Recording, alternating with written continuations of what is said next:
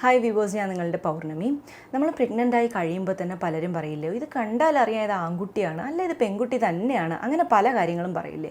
അങ്ങനെയുള്ള 10 സിംറ്റംസിനെ കുറിച്ചിട്ടാണ് നമ്മൾ നോക്കാൻ പോകുന്നത്. ഇതൊക്കെ തന്നെ ശരിയാണോ എന്നുള്ളത് നമുക്ക് നോക്കാം.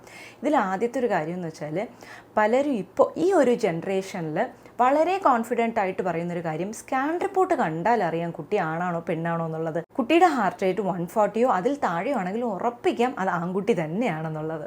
അപ്പോൾ അത് ശരിയാണോ എന്നുള്ളത് നോക്കാം. ഇതെൻ്റെ മോളുടെ സ്കാൻ റിപ്പോർട്ടാണ്. ഇതിനകത്ത് എവിടെയും 140ക്ക് മുകളിൽ ഹാർട്ട് റേറ്റ് പോയിട്ടില്ല. അതായത് പെൺകുട്ടിയാണെങ്കിൽ 140ക്ക് മുകളിലായിരിക്കും ഹാർട്ട് റേറ്റ് എന്നാണ് പറയുന്നത്. അപ്പോൾ അത് തെറ്റാണെന്ന് നമുക്ക് മനസ്സിലായി. ഇനി പണ്ട് മുതലേ പറയുന്നൊരു കാര്യമാണ്, കുഞ്ഞു വയറാണെങ്കിൽ ആൺകുട്ടിയാണ്, വലിയ വയറാണെങ്കിൽ പെൺകുട്ടി ആയിരിക്കും എന്നുള്ളത്. അപ്പോൾ എൻ്റെ കാര്യത്തിൽ നോക്കുകയാണെന്നുണ്ടെങ്കിൽ ഞാൻ 2 സ്റ്റോറി പറയാം. അപ്പോൾ നിങ്ങൾക്ക് കൃത്യമായിട്ട് മനസ്സിലാക്കാനായിട്ട് പറ്റും. ഞാൻ 6 മാസം വരെയും ചെന്നൈയിലായിരുന്നു. അപ്പോൾ ചെക്കപ്പിനൊക്കെ പോകുമ്പോൾ 6 മാസം കഴിയുന്നത് വരെയും. അപ്പോൾ ചെക്കപ്പിനൊക്കെ പോകുമ്പോഴത്തേക്ക് അടുത്തിരിക്കുന്ന സ്ത്രീകളൊക്കെ പല തവണ ചോദിച്ചിട്ടുണ്ട്, കുട്ടി ആകാനായിട്ട് വേണ്ടിയിട്ട് വന്നതാണോ, കല്യാണം കഴിഞ്ഞിട്ട് എത്ര വർഷമായി, ഞാൻ പ്രഗ്നൻ്റ് ആണെന്ന് പോലും അടുത്തിരിക്കുന്നവരെ കണ്ടുപിടിച്ചിട്ടില്ല. ഞാൻ അവരോട് പറയാം, അല്ല ഞാൻ പ്രഗ്നൻ്റ് ആണ് എന്ന് പറയും. എങ്കിലും ഞാൻ മാസം പറയത്തില്ല കേട്ടോ. അപ്പോൾ പറയും, അയ്യോ 6 മാസമായിട്ട് വയറേ ഇല്ലല്ലോ, ഇനി അത് കേട്ട് സ്വയം ടെൻഷൻ ആകണ്ട എന്നുള്ളത് കൊണ്ട് മാസം ചോദിക്കുകയാണെങ്കിൽ ഞാൻ 2 മാസമെന്നോ ഒക്കെ പറഞ്ഞ് അങ്ങനെ വിടാറുണ്ട്. പിന്നെ മറ്റൊരു കാര്യമെന്ന് വെച്ചാൽ, ഞാൻ 7th മന്തിലാണ് നാട്ടിലേക്ക് പോകുന്നത്. അപ്പോൾ ട്രിവാൻഡ്രത്തൊരു ഹോസ്പിറ്റലാണ് കാണിക്കുന്നത്. അപ്പോൾ അവിടുത്തെ ഡോക്ടർ ഞാൻ ചെന്നിരുന്നപ്പോൾ തന്നെ ചോദിച്ചു, എന്താ മോളെ പ്രശ്നം എന്ന് ചോദിച്ചു.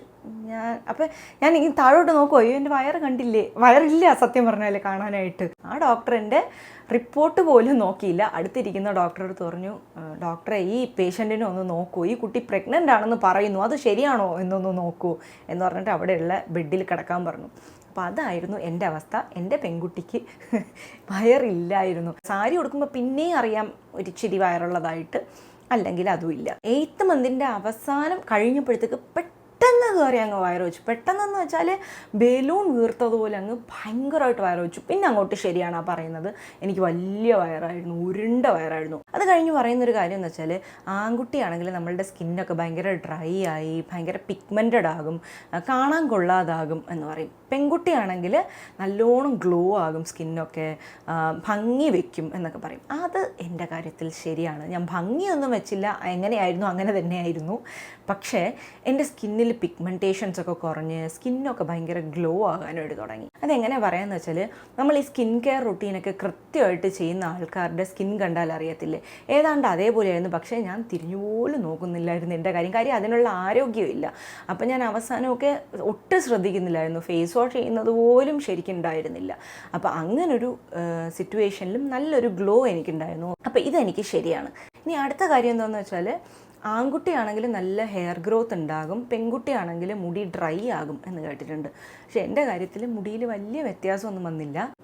ഡ്രൈയും ആയില്ല, മുടി കൊഴിച്ചിലുണ്ടായതുമില്ല, എങ്കിൽ ഭയങ്കര അപാര ഹെയർ ഗ്രോത്ത് ഉണ്ടായോ എന്ന് ചോദിച്ചാൽ അതുമില്ല. പിന്നെ എനിക്ക് ഏതാണ്ട് അവസാനമൊക്കെ ആയപ്പോഴത്തേക്കും ഒരു തിക്നെസ് വന്നതുപോലെ ഒരു ഫീലിംഗ് ഉണ്ടായിരുന്നു. അത് കറക്റ്റാണോ എന്നൊന്നും അറിയില്ല, ചെറുതായിട്ടൊന്ന് മുടി കൊഴുത്തതുപോലെ എനിക്ക് തോന്നി. അതല്ലാണ്ട് വേറെ പ്രത്യേകിച്ച് വ്യത്യാസമൊന്നും എനിക്ക് തോന്നിയില്ല. അടുത്ത എന്താണെന്ന് വെച്ചാൽ, ഫുഡിനോടുള്ള താല്പര്യമാണ്. അപ്പോൾ ആൺകുട്ടിയാണെങ്കിൽ എരിവിനോടും പുളിയോടും ഒക്കെ താല്പര്യം കൂടുതലായിരിക്കും, പെൺകുട്ടിയാണെങ്കിൽ സ്വീറ്റ്സിനോട് താല്പര്യം കൂടുതലായിരിക്കും എന്നാണ് പറയണത്. അപ്പോൾ എൻ്റെ കാര്യത്തിൽ എനിക്ക് പൊതുവേ സ്വീറ്റ്സിനോട് ഭയങ്കര താല്പര്യമാണ്. അപ്പോൾ പ്രഗ്നൻസി സമയത്ത് ആദ്യത്തെ ഒരു 3 മാസം ഒരു ഫുഡിനോട് എനിക്ക് താല്പര്യമില്ലായിരുന്നു. എനിക്ക് ഫുഡ് തന്നെ വേണ്ടായിരുന്നു. വൊമിറ്റിങ് അത്രയ്ക്കില്ല, എങ്കിലും നോസിയ നല്ല രീതിക്ക് ഉണ്ടായിരുന്നു. പിന്നെ അങ്ങോട്ട് യൂഷ്വലി എനിക്ക് മധുരത്തോട് എനിക്ക് താല്പര്യം എങ്ങനെ ഉണ്ടായിരുന്നോ സെയിം ആ താല്പര്യം തന്നെ ഉണ്ടായിരുന്നു. അല്ലാതെ എനിക്ക് വലിയൊരു ഡിഫറൻസ് ഒന്നും തോന്നിയില്ല. ഇനി വളരെ ശരിയാണെന്ന് എനിക്ക് തോന്നിയൊരു കാര്യം, മൂഡ് സ്വിങ്സ്. അപ്പോൾ ആൺകുട്ടിയാണെങ്കിൽ നമ്മൾ ഭയങ്കര ഹാപ്പി ആയിരിക്കും, നമുക്ക് മൂഡ് സ്വിങ്സ് ഒന്നും ഉണ്ടാകത്തില്ല അങ്ങനെ പറയും. പെൺകുട്ടിയാണെങ്കിൽ ഭയങ്കര മൂഡ് സ്വിങ്സ് ആയിരിക്കും, നമുക്ക് പെട്ടെന്ന് ചിരിക്കണം തോന്നും, പെട്ടെന്ന് കരയണമെന്ന് തോന്നും, അങ്ങനെയൊക്കെ ആയിരിക്കും എന്നാണ് കേട്ടിട്ടുള്ളത്. അപ്പോൾ എൻ്റെ കാര്യത്തിൽ ശരിയാണ്. എനിക്ക് പെട്ടെന്ന് ദേഷ്യം വരുമായിരുന്നു, പെട്ടെന്ന് സങ്കടം വരുമായിരുന്നു. പക്ഷെ അതിനൊരു കാര്യമെന്ന് വെച്ചാൽ, എനിക്ക് കുറച്ച് പേഴ്സണൽ ഇഷ്യൂസൊക്കെ ഉള്ളപ്പോഴാണ് പ്രഗ്നൻ്റ് ആകുന്നത്. അപ്പോൾ അതിൻ്റെ ഡ്രോബാക്ക് ആയിട്ടായിരിക്കണം എനിക്ക് ഇടയ്ക്കിടയ്ക്ക് സങ്കടവും ദേഷ്യവും മാറി മാറി വരുമായിരുന്നു. പിന്നെ വേറൊരു കാര്യം പറയുന്നത്, നമ്മൾ ഭയങ്കര സ്ട്രെസ്ഡ് ആയിട്ട് നിൽക്കുന്ന സമയത്താണ് പ്രഗ്നൻ്റ് ആകുന്നതെന്നുണ്ടെങ്കിൽ പെൺകുട്ടിയായിരിക്കും പ്രഗ്നൻ്റ് ആകുന്നത്. അതല്ല നമ്മളൊരു നോർമലായിട്ടുള്ളൊരു ലൈഫ് ലീഡ് ചെയ്യുന്നൊരു സമയത്താണ് പ്രഗ്നൻ്റ് ആകുന്നതെന്നുണ്ടെങ്കിൽ ആൺകുട്ടിയായിരിക്കും പ്രഗ്നൻ്റ് ആകുന്നതെന്ന് കേട്ടിട്ടുണ്ട്. അതും എൻ്റെ കാര്യത്തിൽ സത്യമാണ്. ഞാൻ പറഞ്ഞില്ലേ, ഞാനൊരു വലിയൊരു പ്രശ്നം എന്ന് പറയാൻ പറ്റില്ല, ഭയങ്കരമായിട്ട് സങ്കടപ്പെട്ട് നിൽക്കുന്ന ഒരു സമയത്താണ് മോളെ പ്രഗ്നൻ്റ് ആവുന്നതെന്ന് വെച്ചാൽ പ്രഗ്നൻസിയെ കുറിച്ചിട്ട് അല്ലെ പ്രഗ്നൻ്റ് ആവുന്നില്ല എന്നുള്ളത് അങ്ങനത്തെ സങ്കടമൊന്നുമല്ല കേട്ടോ. ഞങ്ങൾക്കൊരു പേഴ്സണൽ ഇഷ്യൂ ഉണ്ടായി വീട്ടിൽ. അപ്പം ഞാനും ഹസ്ബൻഡും ഭയങ്കരമായിട്ട് അതിൻ്റെ കാര്യത്തിൽ വിഷമിച്ച് നിൽക്കുന്ന ഒരു സമയത്താണ് പ്രഗ്നൻ്റ് ആകുന്നത്. അപ്പോൾ ഈ സ്ട്രെസ് അനുഭവിക്കുന്ന സമയത്ത് പ്രഗ്നൻ്റ് ആവുന്ന ലേഡിക്ക് പെൺകുട്ടിയായിരിക്കും ജനിക്കുന്നത് എന്നുള്ളത് എനിക്ക് കറക്റ്റാണ്. അത് അങ്ങനെ തന്നെ ആകണമെന്നില്ല, പക്ഷേ എൻ്റെ കാര്യത്തിൽ അത് ശരിയായിരുന്നു. ഇനി പറയുന്നൊരു കാര്യം എന്ന് വെച്ചാൽ പെൺകുട്ടിയാണെങ്കിൽ നല്ല രീതിക്ക് വോമിറ്റിങ്ങും മോർണിംഗ് സിക്നസ്സും ഒക്കെ ഉണ്ടാകും. ആൺകുട്ടിയാണെങ്കിൽ അത്രയൊന്നും ഉണ്ടാവത്തില്ല എന്ന് കേട്ടിട്ടുണ്ട്. പക്ഷേ എൻ്റെ കാര്യത്തിൽ വോമിറ്റിംഗ് ഉണ്ടായിരുന്നു, മോർണിംഗ് സിക്നസ് ഉണ്ടായിരുന്നു. പക്ഷേ ഭയങ്കര സിവിയർ, എനിക്ക് സഹിക്കാൻ പറ്റാത്ത രീതിക്ക് അങ്ങനെയൊന്നുമല്ല. എല്ലാം കൂടെ ഞാനൊരു 6 തവണ എങ്ങാണ്ടേ ഛർദ്ദിച്ചിട്ടുണ്ടാവുള്ളൂ. അതും ഈ ഒരു ആദ്യത്തെ 3 മാസത്തിനുള്ളിൽ.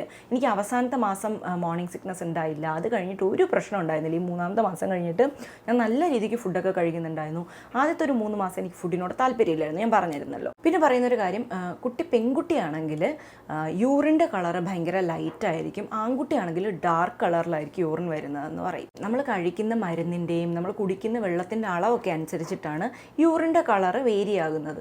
എൻ്റെ കാര്യത്തിൽ ലൈറ്റ് യൂറിൻ ആയിരുന്നില്ല, എനിക്ക് ഒരുവിധം ഡാർക്ക് യൂറിൻ തന്നെയായിരുന്നു ഓവറോളായിട്ട്. അപ്പം കഴിക്കുന്ന മരുന്നിൻ്റെയൊക്കെ കൂടെ ആയിരിക്കണം. അങ്ങനെ എനിക്ക് ലൈറ്റ് യൂറിൻ ഞാൻ ശ്രദ്ധിച്ചിട്ടേ ഇല്ല. അപ്പോൾ അതും തെറ്റി. ഇനി 10ാമത്തെ കാര്യം എന്താണെന്ന് വെച്ചാൽ, പെൺകുട്ടിയാണെങ്കിൽ നമുക്ക് വലതുവശം ചരിഞ്ഞ് കിടക്കാനായിരിക്കും താല്പര്യം, ആൺകുട്ടിയാണെങ്കിൽ ഇടതുവശത്ത് ചരിഞ്ഞ് കിടക്കാനായിരിക്കും താല്പര്യം എന്ന് പറഞ്ഞിട്ട്. പൊതുവേ ഞാൻ കിടക്കുന്നത് സ്ട്രെയിറ്റ് ആയിട്ടാണ്. എന്നെ കോളേജിലൊക്കെ എൻ്റെ ഫ്രണ്ട്സൊക്കെ കളിയാക്കുമായിരുന്നു, നീ ശവം കിടത്തിയിരിക്കുന്ന പോലെയാണ് കിടക്കുന്നതെന്ന് പറയും, അനങ്ങത്ത് പോലും ഇല്ല ഉറക്കത്തിൽ എന്നൊക്കെ പറയുമായിരുന്നു. പക്ഷേ എനിക്കതായിരുന്നു താല്പര്യം. എനിക്ക് ഭയങ്കര കംഫർട്ടബിൾ ആയിട്ടുള്ള പൊസിഷൻ സ്ട്രെയിറ്റ് ആയിട്ട് ഇങ്ങനെ കിടക്കുന്നത്. പക്ഷേ പ്രഗ്നൻസി സമയത്ത് എനിക്ക് വലതുവശം ചരിഞ്ഞ് കിടക്കാൻ ഭയങ്കര താല്പര്യമായിരുന്നു. അതായിരുന്നു എനിക്ക് ഏറ്റവും കംഫർട്ടബിൾ. പക്ഷേ ഡോക്ടർ ഇടതുവശത്ത് ചരിഞ്ഞ് കിടക്കണം എന്ന് പറഞ്ഞതുകൊണ്ട് ഞാൻ മാക്സിമം അങ്ങോട്ട് ചരിയാനൊക്കെ ശ്രമിക്കുമെങ്കിൽ വലിയ കംഫർട്ടബിൾ ആയിരുന്നില്ല. എനിക്ക് വെറുതെ എങ്കിലും ഞാൻ വലതുവശത്ത് ചരിഞ്ഞ് കിടക്കുമായിരുന്നു. പക്ഷേ ഇതെൻ്റെ കാര്യത്തിൽ കറക്റ്റാണ്. അപ്പോൾ ഇപ്പം തന്നെ മനസ്സിലായില്ലേ, ഈ പറയുന്ന കാര്യങ്ങൾക്ക് ഒരു 50-50 നമുക്ക് മൊത്തത്തിലൊന്നും വിശ്വസിക്കാനൊന്നും പറ്റത്തില്ല. ഒരു രസത്തിന് വേണ്ടി നമുക്ക് വേണമെങ്കിൽ നോക്കാം പ്രഗ്നൻസി സമയത്ത് ഇതാണാണോ പെണ്ണാണോ എന്ന് അറിയാനുള്ളൊരു നമുക്കൊരു വ്യഗ്രത ഉണ്ടാവില്ലേ, അതിന് വേണ്ടിയിട്ട് മാത്രം നമുക്ക് നോക്കാൻ പറ്റുന്നൊരു സാധനമാണ്. അല്ലാതെ ഇതൊക്കെ വെച്ചിട്ട് ഇത് ആൺകുട്ടി തന്നെയാണ് അല്ലെ പെൺകുട്ടി തന്നെയാണെന്നൊന്നും നമുക്ക് പറയാനായിട്ട് പറ്റത്തില്ല. നമുക്ക് ആകെ ചെയ്യാൻ പറ്റുന്ന കാര്യം നല്ല ഹെൽത്തി ആയിട്ടുള്ള ഫുഡ് കഴിക്കുക, മാക്സിമം ഹാപ്പി ആയിട്ടിരിക്കാനായിട്ട് ശ്രമിക്കണം, പിന്നെ നല്ല ആരോഗ്യമുള്ളൊരു കുട്ടിയെ കിട്ടണമെന്ന് പറഞ്ഞിട്ട് പ്രാർത്ഥിക്കാം. ഇത് മാത്രമാണ് നമുക്ക് ചെയ്യാൻ പറ്റുന്നത്, ബാക്കിയൊക്കെ ദൈവത്തിൻ്റെ കയ്യിൽ. അപ്പോൾ ഇന്നത്തെ വീഡിയോ ഇതാണ്. ഇഷ്ടമെങ്കിൽ ലൈക്ക് ചെയ്യുക, ഷെയർ ചെയ്യുക, കമൻറ്റ് ചെയ്യുക, സബ്സ്ക്രൈബ് ചെയ്യുക. മറ്റൊരു വീഡിയോയിൽ കാണുന്നവരെ ടേക്ക് കെയർ, ബൈ.